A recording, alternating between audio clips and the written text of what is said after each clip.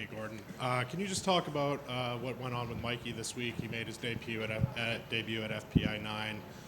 You had called his match. Obviously, there was some discourse on social media back and forth. When after his match, he said he didn't really have a problem with you. Have you guys spoken or quashed any of that beef? Yeah, I don't know. I woke up and Mikey was just like attacking me. I've always been nice. I've trained with Mikey before, and we've always been nice to one another. And I actually talked pretty positively about him on Rogan's podcast when I was on there. And I've never had anything against Mikey, but he always like has my name in like his rants about steroids and things like that. And he always says like, he'll say my name, and then he'll be like, these guys aren't athletes, or these guys are mentally weak, or whatever the case is. So I let it go for a while, and he just kept attacking me. So I was like, okay, we're gonna play that game. Let's play that game. And I don't have any issue with Mikey, but if you want to attack me, we can play that game. And all these guys who stand on moral high grounds in the sport are just the fakest people on the planet. So just like, this is a guy who's attacking my morals and saying, he's a cheater, this and that.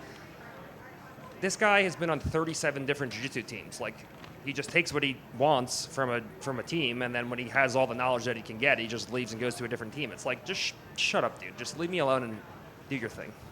Now that the UFC is getting more and more into professional grappling, what are your thoughts on cleaning up the sport as far as PEDs and drug testing as professional grappling gets more and more in the mainstream? Well, I think I'm pretty indifferent as to insofar as PEDs one way or the other. If a tournament wants to have them, great. If they don't want to have them, great. I think obviously the matches will be better. I think the athletes will be better athletes. The athletes will definitely be able to get paid more, because the better you perform, the better you look. These are all things that will lead to you being paid more as an athlete.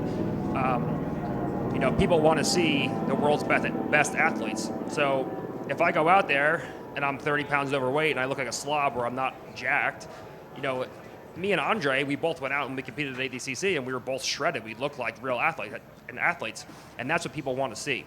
And the main issue right now with taking performance enhancers out of jiu-jitsu is there's not one governing body in jiu-jitsu. So you or I can start a tournament tomorrow, and we can, one of us can have PEDs legal and one of us can have PEDs illegal.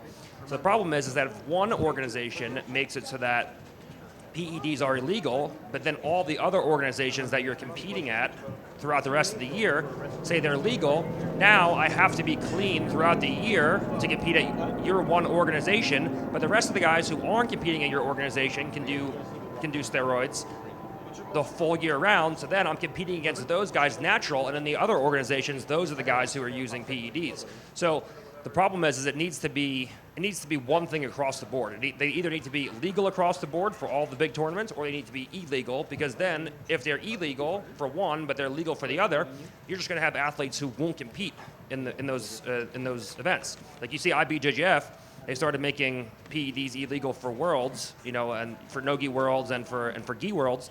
And now the athletes just aren't even competing at them. Or they're competing, they're getting popped, and then they're taking 2-year suspensions. So it just kind of ruined IBJJF. The top-level guys just aren't doing it anymore because of the fact that they're competing in other organizations all year round, and the other guys who are competing in those organizations are going to be juiced up for the full year, but then they have to cycle off to get ready for IBJJF. So it's the problem. The main problem is there's not one governing body. So if you fix that and everyone agrees PEDs are legal or PEDs are illegal, then you can kind of make some progress. But right now, if only one organization does it or two organizations do it, it's not really going to work. Last one for me. It kind of sounds like you're saying for the advancement of the sport almost, that you don't think that they should be eliminated. It's more exciting. The athletes get in better shape. They're able to recover faster. Is that kind of what you're saying? Well, I mean, for all sports, the reason people watch professional sports is to see the absolute best athletes in the world do what they do. And when you take performance enhancers, it makes you a better athlete. So I just think that across the board, that if people want to see the best athletes are the people on PEDs. And in addition, you have to understand that PEDs, PED testing, steroid testing, is a multi-million-dollar organization. But the money that goes into beating steroid tests is a multi-billion-dollar organization. Like when you have people competing at the Olympics, you have scientists hired by the country of Russia, by the country of China, by the country of the United States to go out and to beat these tests. So all that PED testing really does, in my opinion, is it makes it so that the people with the good teams and doctors can afford to beat the tests, and then the guys who are up and coming, who are just, at some obscure gym in Kentucky who are trying to make their way up, those guys can't beat the test, and they have to compete natural. So all you're doing is that you're making so that the guys on top can still afford to beat the test, and the guys on bottom can't afford to beat the test. So then you have natural guys competing against juice guys anyways, whereas if they're legal, then everybody can just take as many steroids as they want, and if it's really against your moral code or whatever the case is to take steroids, then do it natural. I have no problem with that, but it gets tricky because there's always guys that are going to beat the tests, and I think that obviously it complicates it when you have PED testing, but there's still going to be guys that are on steroids. I mean, you look at the NFL has drug testing, and the guys in the NFL have traps coming from their AC joints up to their ears. So, it's just largely a joke. It's just for show. Gordon, in front right here. When you have like Mikey, he's been talking about this PED issue for a long time, but when he's on the platform of the UFC now, it gets amplified, obviously, and especially in America, the PEDs just have a stigma about it in all sports. So I guess why do you think there is such a stigma surrounding? Because as you said, the best athletes are on performance-enhancing drugs make the sports more exciting.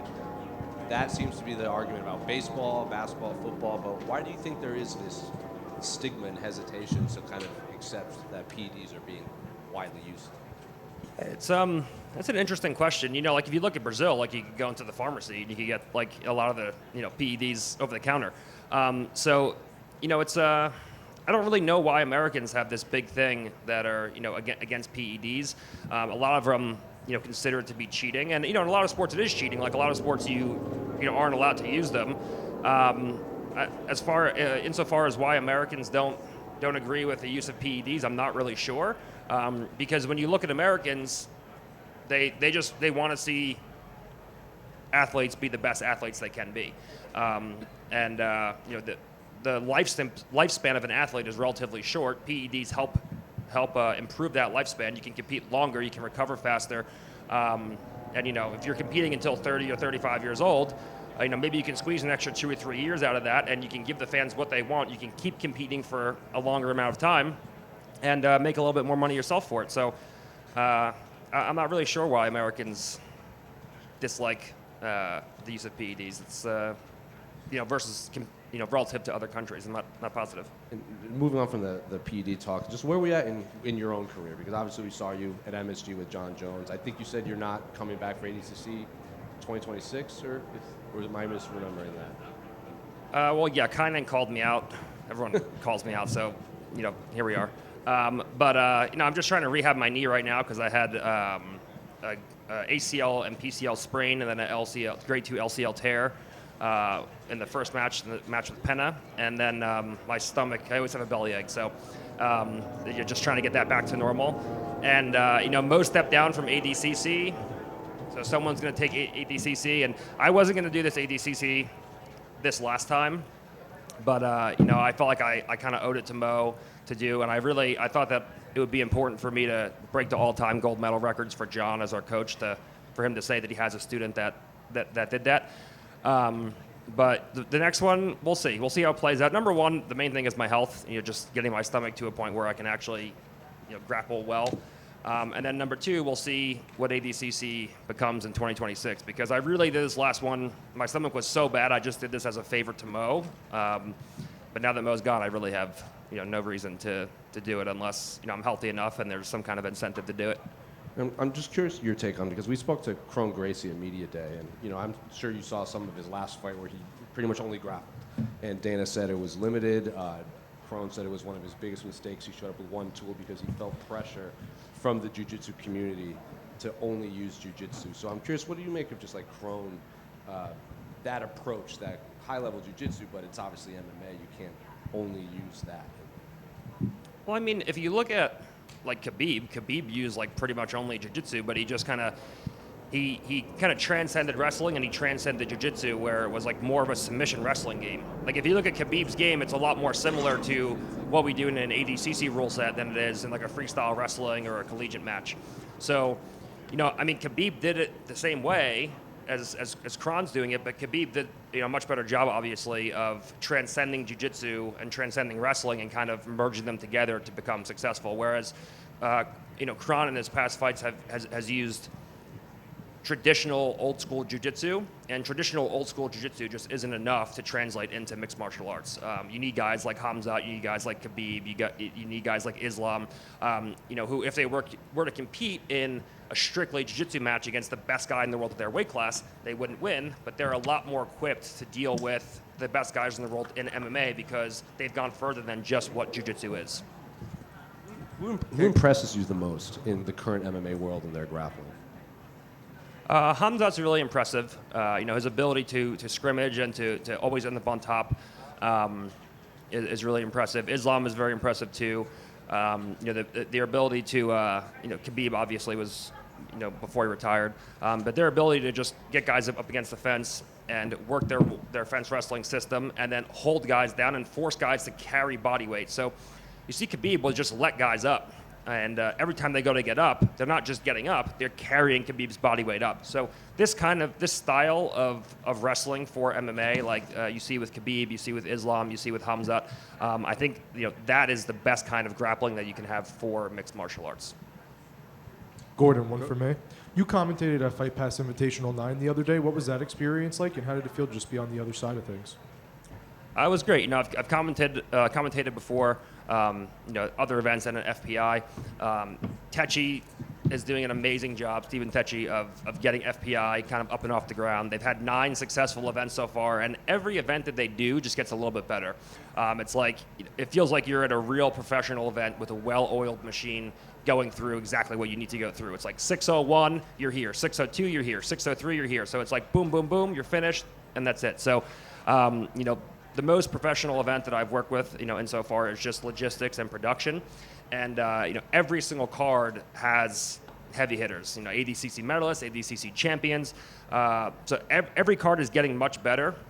And I'm excited to see, where we can take it. So unfortunately, I'm not competing. And the one match I did have at FPI, I wasn't satisfied with. So hopefully I can have another one at some point.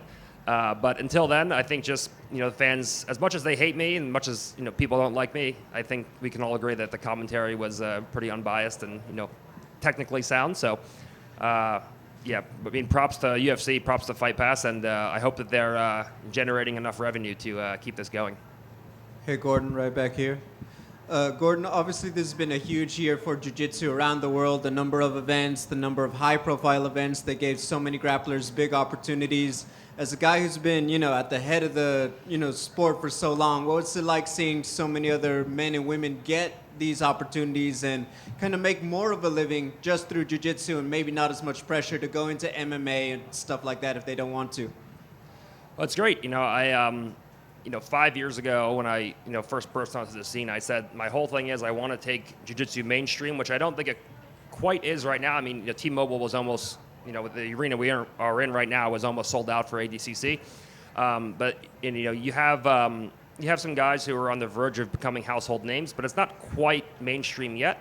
But we're getting there. And, now we have guys who are making 6 figures a match, which is what I said I wanted to do, years ago. And I said that I wanted to eventually have, athletes making 7 figures a match. And I think that I'm the driving factor in, in that progression because, even if you just look at Jiu-Jitsu 10 years ago, it's nowhere near what it is now. ADCC was in high school gymnasiums, and we almost just sold out, had a pretty much sold out T-Mobile arena. So I think that we're on the right path, and we need more star athletes is the thing. And the problem with creating a star athlete is, can they keep winning? Which nobody can do. Everyone wins 2 matches and loses 1, so it's hard to really create a hype train like that. And if they can keep winning, are they exciting, either inside of competition or outside of competition? So there's a lot of things there's a lot of requirements to build a star. So it's hard to get a guy who's just keeps winning and is exciting. But that's what we need more of. So if we can find a charismatic guy who can actually not be terrible and just keep winning, across the board against all different styles for years at a time, I mean, that's what we need in this sport. So we saw you corner John Jones, who talked about, the respect for the game of guys like Khabib, Islam, and Hamzat. If a fighter came to you and they're fighting one of these really dominant Dagestani-style grapplers, what would be some of the first things you would help them with to prepare them to combat such a style on the mat? So the thing with collegiate wrestling and freestyle wrestling is that the guys, and in judo, of course, when the guys are taken down, they're trained to stop. That's where the action stops, where they get taken down and the guy belly outs, and there's usually a little bit of a break in the action. Because the takedown in and of itself is what scores. In ADCC and in mixed martial arts, the takedown itself means nothing. The control and what happens after the takedown is what matters. So can you actually hold the guy down? And what these guys are so good at is they don't stop moving until they get to top, until they solidify top position. So it's not just like, oh, takedown, let me stop. They can take a guy down, they can follow him and hold him down and either punish him with strikes or make them carry body weight until they concede bottom position. So the whole thing when you're fighting these guys is you have to teach them to hustle till they score and to win the scrimmage. So you don't stop moving. If a guy like Hamzat hits a takedown on you, you absolutely do not stop moving unless you are mechanically pinned, chest to chest in the side control or something. Your chest to back where he has your back. Those are the only two reasons you should stop moving. So you don't stop moving unless you're mechanically pinned. So you only stop moving when you're either on top or at least back to neutral and standing position. And a lot of the guys that you see, these guys wrestle, they get taken down and they just stop because that's what they're used to. They're used to training with traditional wrestlers who after the takedown, the action stops. Whereas with us, in Jiu-Jitsu and in mixed martial arts, the action starts after the takedown. Thank you. Gordon? John Danaher said that he saw on the street people getting soccer kicked to death, and he talks about that like as cold as a cucumber. Have you ever seen him freaked out about anything? No, it's John's pretty stoic. It's hard to get him really riled up about anything. There was this crazy homeless guy. I think Rogan talked about it a little bit, who actually attacked me like right outside where we train, and I actually soccer kicked him. And John walked outside because he had to go teach at Henzo's. He was going to leave, and he's like, "What happened?" And I was like, this, and this. The cops are on their way. And John goes, "Okay, very good, buddy. I'll see you tomorrow." Like shakes my hand and like just gets in his car and leaves.